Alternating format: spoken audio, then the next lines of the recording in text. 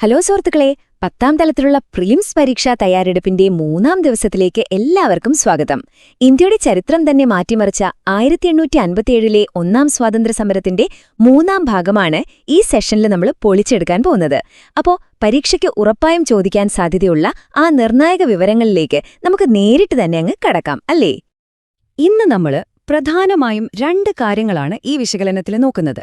1, ആ മഹാവിപ്ലവത്തിലേക്ക് നയിച്ച കാരണങ്ങൾ.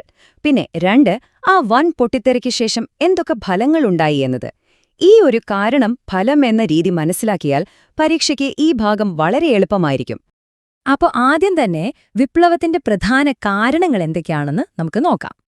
ശരിക്കും പറഞ്ഞാൽ ബ്രിട്ടീഷുകാർക്കെതിരെ ആദ്യം തന്നെ ആളിക്കത്തിയത് ശക്തമായ ഒരു രാഷ്ട്രീയ അതൃപ്തിയാണ്. ഇതിലെ മെയിൻ വില്ലൻ ആരാണെന്നോ?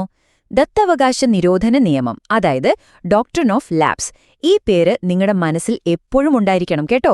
കാരണം സ്വാഭാവികമായി ഒരവകാശികളില്ലാത്ത ഇന്ത്യൻ നാട്ടുരാജ്യങ്ങളെയൊക്കെ ബ്രിട്ടീഷ് സാമ്രാജ്യത്തോട് അങ്ങ് ചേർക്കുന്നൊരു പരിപാടിയായിരുന്നു ഇത്. സ്വന്തം അധികാരവും രാജ്യവും പോകും എന്നായപ്പോ ഭരണാധികാരികൾക്കത് നോക്കി നിൽക്കാൻ പറ്റുമോ? ഇല്ലല്ലോ. അവർ ശക്തമായി തന്നെ പോരാടാൻ തീരുമാനിച്ചു. ഇനി ഭരണാധികാരികളുടെ കാര്യം മാത്രമല്ല, സാധാരണക്കാരുടെ അവസ്ഥയും വളരെ ദയനീയമായിരുന്നു. അതാണിതിന്റെ സാമ്പത്തിക കാരണമെന്ന് പറയുന്നത്. ബ്രിട്ടീഷുകാരുടെ നയങ്ങൾ നമ്മുടെ പാവം കർഷകരെയും കരകൗശല തൊഴിലാളികളെയും അക്ഷരാർത്ഥത്തിൽ പിഴിഞ്ഞു ഊറ്റുകയായിരുന്നു. തോന്നിയ പോലെ നികുതി കൂട്ടുക, അവരെ ദ്രോഹിക്കുന്ന നയങ്ങൾ കൊണ്ടുവരിക. ചുരുക്കി പറഞ്ഞാൽ നമ്മുടെ നാട്ടിലെ ഗ്രാമീണ സമ്പദ് വ്യവസ്ഥയെ അവർ പാടെ തകർത്തെറിഞ്ഞു. അങ്ങനെ ഒരു ജനത ഒന്നടങ്കം പട്ടിണിയിലേക്കും ദാരിദ്ര്യത്തിലേക്കും വീണുപോയി. ഈ സാമ്പത്തിക ചൂഷണത്തിനു പുറമെ അവര് വേറൊരു കാര്യം കൂടി ചെയ്തു. കാലാകാലങ്ങളായി ഇന്ത്യക്കാർ പിന്തുടർന്നു വരുന്ന ആചാരങ്ങളിലും മതവിശ്വാസങ്ങളിലും ഇവര് വെറുതെ കയറി ഇടപെടാൻ തുടങ്ങി. ഇത് കേട്ടപ്പോൾ തന്നെ ആളുകൾക്ക് മനസ്സിലായി തങ്ങളുടെ സംസ്കാരം നശിപ്പിക്കപ്പെടുകയാണെന്ന്. സത്യം പറഞ്ഞാൽ മതപരമായ കാര്യങ്ങളിലെ ഈയൊരു അനാവശ്യ കടന്നുകയറ്റം ജനങ്ങളെ വല്ലാതെ പ്രകോപിപ്പിച്ചു.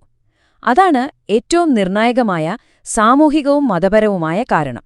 അപ്പൊ നോക്കൂ, രാഷ്ട്രീയവും സാമ്പത്തികവും സാമൂഹികവുമായ പ്രശ്നങ്ങൾ കാരണം എല്ലാവരും നല്ല കലിപ്പിലിരിക്കുകയാണ്. ഒരു ചെറിയ തീപ്പൊരി കിട്ടിയാൽ മതി വലിയൊരു പൊട്ടിത്തെറിയുണ്ടാകാൻ. ആ ഒരു പെട്ടെന്നുള്ള കാരണമായി മാറിയതാണ് സൈനിക രംഗത്തെ എൻഫീൽഡ് തോക്കിന്റെ കാർട്രിഡ്ജ് പ്രശ്നം.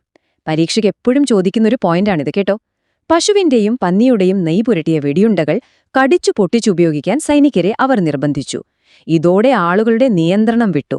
അത് 1857ലെ മഹാവിപ്ലവത്തിന് തിരികൊളുത്തിയ ഏറ്റവും വലിയ തീപ്പൊരിയായി മാറി.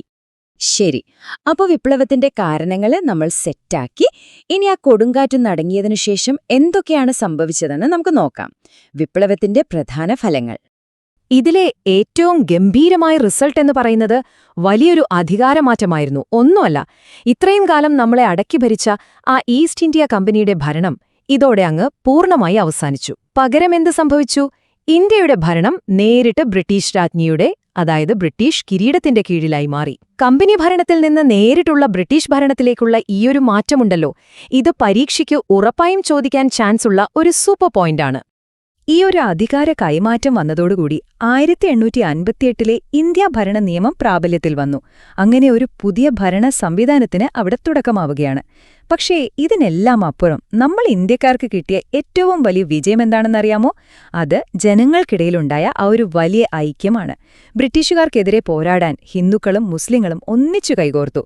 ആ ഒരു ഐക്യം ചരിത്രത്തിൽ മുൻപെങ്ങും ഇല്ലാത്ത വിധം ശക്തമാവുകയും വരുംകാല സ്വാതന്ത്ര്യ സമരങ്ങൾക്ക് അതൊരു വലിയ ഊർജ്ജമായി മാറുകയും ചെയ്തു. അപ്പോ ഈ കാരണങ്ങളും ഫലങ്ങളും കൃത്യമായി ലിങ്ക് ചെയ്ത് പഠിച്ചതിലൂടെ ഈ ടോപ്പിക് മുഴുവനായും ഇപ്പോൾ നിങ്ങളുടെ തലയിൽ കയറിയിട്ടുണ്ടാവുമെന്നെനിക്കുറപ്പാണ്. നിങ്ങളുടെ പരീക്ഷാ തയ്യാറെടുപ്പിന്റെ അടുത്ത ഘട്ടത്തിലേക്ക് കടക്കാൻ നിങ്ങളിപ്പോൾ പൂർണ്ണ സജ്ജരല്ലേ? ഈ ഭാഗത്ത് നിന്ന് ഇനി എന്ത് ചോദിച്ചാലും നിങ്ങൾക്ക് നിഷ്പ്രയാസം ഉത്തരം എഴുതാൻ പറ്റും. അപ്പോ ഇന്നത്തെ നമ്മുടെ ഈ സെഷൻ നമ്മളിവിടെ വൈൻഡപ്പ് ചെയ്യാണ്. പക്ഷെ പോകാൻ വരട്ടെ, ഇനി വരുന്നത് നമ്മുടെ തീപ്പാറുന്ന റിവിഷൻ സീരീസാണ് കേട്ടോ. നമ്മൾ ഇതുവരെ പഠിച്ച കാര്യങ്ങളൊക്കെ ഒന്നുകൂടെ ഓർമ്മയിൽ ഉറപ്പിക്കാനും പരീക്ഷയിൽ കിടിലൻ മാർക്ക് നേടാനും ഈ സീരീസ് നിങ്ങളെ തീർച്ചയായും സഹായിക്കും. അതുകൊണ്ട് മറക്കാതെ ഫോളോ ചെയ്യാം. ഇതേ ഊർജ്ജത്തോടെ തന്നെ പഠനം തുടരുക. അടുത്ത അടിപൊളി വിശകലനവുമായി നമുക്ക് വീണ്ടും കാണാം.